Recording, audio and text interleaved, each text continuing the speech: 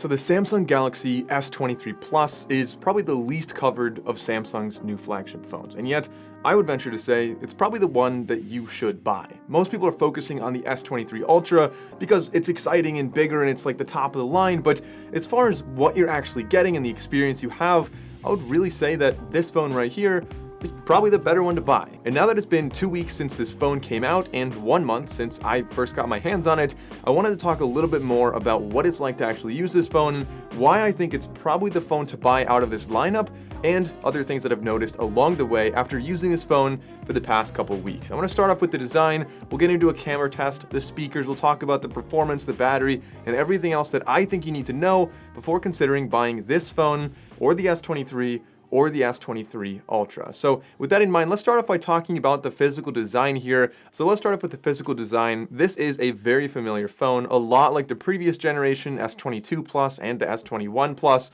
but there are some pretty distinct differences. The first one is how it actually feels in your hand, because it now has boxier edges. Now, I'm not sure if you can really see that well on camera, but the edges are much more squared off on here, more similar to what we're seeing on the iPhone 13 Pro and 14 Pro and all the latest iPhones, but not nearly as boxy as those. So somewhere in the middle. In my original first reaction video, I said it was really kind of the right curve in my opinion, where it doesn't like cut into your hand, but I always liked the boxier look. And so the boxier edges on here make the phone feel a little bit larger. That's one kind of small drawback, but I think it makes it easier to hold. I really almost never dropped this phone. In addition to that, we have a matte back, which also is not especially slippery either. Now, some people might say the corners are a little bit aggressive. They take some getting used to. I was using an iPhone for a while, so this felt even better for me. But if you are used to a really smooth, very rounded edge phone, you're going to notice these corners, and that might be something that maybe you don't like and maybe you want to put a case on this. In addition, I really like the way this phone looks. Some people might say that it's a little bit bland or boring because it is kind of a minimalist design here, but the floating cameras I think are really cohesive across the line and give you a better looking lineup. So rather than this being like a secondary afterthought phone that's like an upper mid-range, this is now solidly in the Samsung flagship lineup and just one below the Ultra. So I was really happy that Samsung actually did this. And also, I think this is kind of getting overlooked. I really think Samsung chose pretty much the perfect material for this. So this is Gorilla Glass Victus 2 and Armor aluminum, so it's going to be strong and durable. But on the back, being a matte finish with this material, first of all, I'm not getting really any fingerprints at all. It's really hard to smudge this up. Second of all, you never have any kind of weird glare on there. It looks really nice. It's very easy to grip as well. It's not super slippery, like for example, the Pixel phones, and it is also pretty durable. I haven't, like I said, scratched it or cracked it or anything yet, and I haven't had a case on this either, so that's definitely saying something. And then flipping over to the front, the display, again, is pretty familiar. We have a 6.6-inch Super AMOLED flat display from Samsung, and this, first of all, of course, made by Samsung. You got great color, great dynamic range, overall really solid display. But something I want to point out that makes this much better than most other displays on phones out there is the range of brightness you get with this. Not only can it go substantially brighter than most other phones I've used, which means in the brightest daylight, if you're riding your bike outside, you really have no problem seeing this display, but also it gets incredibly dim. So if you're laying in bed, you really don't get blinded by this. It gets like unbelievably dim. So if I turn it all the way down in the day, I actually have to like put it under my jacket just to see, to actually get that brightness back up. So you want to make sure you don't accidentally do that. If you do, like I said, it gets too dim to see in broad daylight. Of course, once again, we are getting 120 Hertz on here, so very, very smooth display. I think it goes down to about 10 Hertz as well, so it should be saving your battery. It is dynamic, so it'll automatically adjust based on what you're doing. If you're scrolling around, I find that it gives you a really smooth experience. This is limited to Full HD Plus, which is basically like 1080p, but considering the size of this display, it's relatively large, but it's not like a 7-inch display, so I don't really think that's a big deal. I haven't found that I was missing any details. You're not seeing pixels on here necessarily, and so Full HD Plus, while it's not Quad HD, I think it's still passable. Now, I was coming from the Pixel 7 Pro, so the ultrasonic fingerprint sensor on here was just so nice to come back to this. It's faster, it's more accurate, you don't need to wake up your screen in order to use it, and of course, it's more secure as well. So I think they did a good job with that. It also feels like it's a little bit larger this year. Like when you're setting up the fingerprint sensor, it moves around a lot, so you have to like tap different areas. So again, kind of just adds to accuracy. Subtle improvements across the board are really the theme of this phone. This does have a flat display on here, which first of all makes it look a little bit boxier, kind of accents that design. And unlike most of the reviewers, I kind of do like the curved displays, but I will say this flat display has one really big advantage, and that is that you can get a tempered glass screen protector on Amazon for really only a couple dollars. Unlike if you had a curved display like the S23 Ultra or the Pixel 7 Pro, you're going to spend a lot of money, and there's only maybe one or two places you can buy a tempered glass screen protector, whereas this, it's super easy to apply, they're very cheap, and the benefit there is that it's a lot more scratch resistant than the flexible one. So if I put this in my pocket with my keys, for example, tempered glass won't get scratched, it's nice to have. As far as the internals on this phone go, I'm really happy that the base level storage was 256 gigabytes. It allowed me to transfer everything from my old phone over here with really no concerns, because I know I have plenty of storage to film videos and do everything I need to, and I really shouldn't have to worry about filling this up anytime soon. The processor is also probably the fastest Android processor out there, I would say, because it's a Snapdragon 8 Gen 2, but it's tailored custom for Samsung, so it should be a little bit faster than most other Snapdragon 8 Gen 2s. And sure enough, when you're using this phone, it's fast. Any kind of gaming, everything you're doing on here is really snappy. Now, I had a lot of time to play around with the cameras on this phone, and across the board, it's just a solid camera set on here. It's very familiar, even though it looks slightly different on the back. We're getting essentially all the same cameras we had before. The front-facing camera is a bit different. This is a 12 megapixel selfie lens with autofocus, which allows you to capture some pretty great photos, and there's some other cool features I'll talk about in a minute. But on the rear, we have a 50 megapixel wide-angle lens. We have a 12 megapixel ultra-wide lens. Unfortunately, the ultra-wide lens does not have a focus, so it's a fixed focus right now, which means there's no macro mode, which is not a big deal. The 3x optical goes up to 30x max digital zoom, and overall, is a pretty solid 3x optical zoom. The portrait mode had a very accurate cutout, but for some reason still looks pretty artificial for me. If you bring something into the foreground, then it does look a bit better. Of course, the rear lens, in my opinion, has better color and overall does a better job with portrait mode. Taking a look at the night photos, overall it did a pretty decent job. I wish I could test out the astrophotography, but I live in a place with a lot of light pollution. So this is a video test in the dark. What we're really looking for, obviously there's some street lights around, so it's not super dark, but what we're looking for are difficulties in the stabilization as I walk around, and it seems to actually be doing a really decent job. And then we get into the first real drawback I faced with a camera. I tried out the night selfies, specifically night portraits, and it ended up always doing this weird thing where it looked decent until the last second when it processed, and then it blurred the entire photo, and it just didn't do a good job. Now, I did this multiple times in different dark settings, and it always ended up looking like this. On the other hand, standard night selfies that weren't portrait mode looked fine.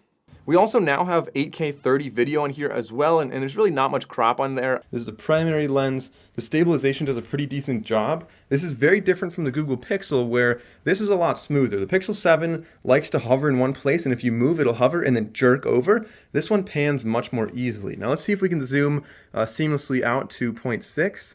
For the most part, it looks pretty good. As we zoom in, you can see the lens switch is right there. That was really subtle, very smooth. And as we zoom in more, again, very subtle lens switches. So now let's try a social media test. This is the Snapchat video quality on the S23 Plus. Let me know what you think of this. Now here's a video with Instagram. You can see how this looks. Honestly, it kind of looks a lot like the regular camera. This does a pretty decent job. The front-facing camera, you'd see very, very saturated background. Usually it's a little bit darker, but it did a pretty good job with keeping my face properly exposed. If I move my hand, you can see it changes the exposure a lot. So now let's get into a speaker test. I'll compare this to the iPhone 14 Pro as well as to the S23 Ultra to see how this actually sounds.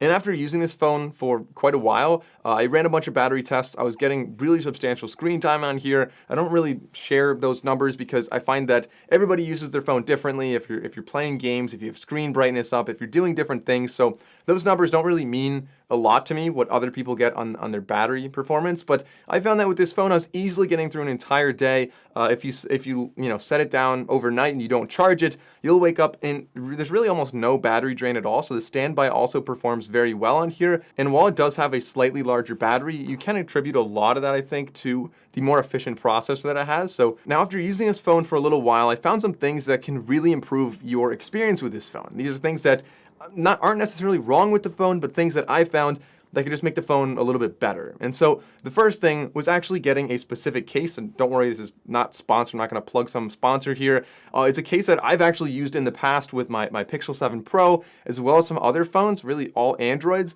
and this allows them to use MagSafe devices. So this is actually the Peak Design case. I ordered it, it's coming in the mail right now, but there's other ones as well. If you wanna get one from Mouse, for example, there's a couple companies that make MagSafe compatible cases.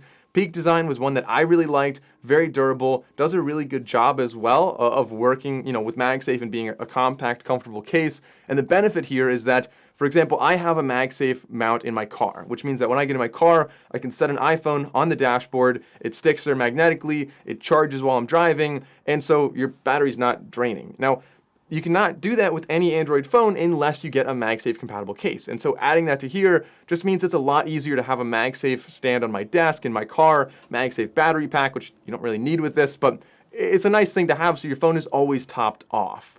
The second thing I did with this phone was actually really utilized the modes on here. So if you don't know, you can actually swipe down from the top, and in your drawer you can go over to the right and tap on modes. And it gives you like 5 or 6 different modes from the start, but you can go in and customize what these modes are, create your own modes. You can have different wallpapers with each mode, and on top of that, you can have it do different things. So when you get to work by time or by location, you can have it change the background, open up the calendar app, turn off notifications, and do a whole bunch of different things that, you kind of had this capability before, but just using modes is really, I think, very beneficial. The next thing is, unlike the Google Pixel phones, I didn't actually enable Face ID on here. I usually don't on Samsung phones because it just isn't necessary. I found that using the fingerprint sensor is just fast and easy, and it's really the best fingerprint sensor out there, so I didn't need to do that. Something I did do, however, was I did switch over to Google Messages. There are some benefits here, especially if you live in the United States. The first thing is the ability to chat with other users is really nice, of course, but really the big main positive here is that you can receive iPhone reactions without the annoying text of Bob laughed at this. It doesn't say that. Instead, it'll just show you the little laugh emoji as if it were a reaction, which is great. So it's a seamless group text experience for you, but any iPhone users, you can actually like their messages as well, and now they get those annoying messages. So if you want to stick it to your iPhone friends, just react to all their messages, just as they probably did to you for the past couple of years. And if you use the Google Messages app as your default SMS app, then you have that ability. Lastly, when you set up this phone, if you haven't already, I recommend declining any apps that you don't already need. This phone comes with a lot of cluttering software, and so if you don't need like the Samsung global goals and stuff like that, I got rid of all of those apps, cleaned up the phone as much as I could, but overall, I really like the latest One UI. I can make a video about hidden features on there if you guys want. Definitely leave a comment, and I will make that video about object eraser and things like that. But overall, this phone, like I said, is really probably the go-to phone of the Samsung flagship lineup. Now, what you're not getting from the Pro is slightly less camera hardware, so you're not going to zoom in nearly as far. 30x is your limit here, and so that's a little bit of a drawback. You also don't have an S Pen, and you have a lower resolution display, among a couple other smaller drawbacks. But when you really look at what you're getting, I think a lot of non-power users don't necessarily use the S Pen. The camera hardware, you can get by just fine with up to 30x, so you're really just missing the super far away stuff, and the lower resolution display, I didn't find to be a drawback at all. So if you like bigger phones, but you don't want a massive ultra phone, or if you just don't want to spend $1,200, this is a great phone. But if you have an S22 Plus or an S21 Plus or a Pixel 7 Pro, I'm not confident that this is necessarily worth the upgrade. It's kind of an incremental improvement across the board, but nothing groundbreaking that makes it worth going out and buying this phone and trading in last year's model. And the last thing I'll say is I really like this phone, and I think you'll really like this phone too if you get this, but that doesn't mean it's necessarily the best phone to buy. For about $250 less than this, you could buy the Pixel 7 Pro, which I've been using for the past, 5 or 6 months, and I really like that phone. So it's a really tough space, but if you like Samsung, this is a compelling buy. If you enjoyed this video, consider liking and subscribing. I'm Mike O'Brien, thanks for watching, and I'll see you next time.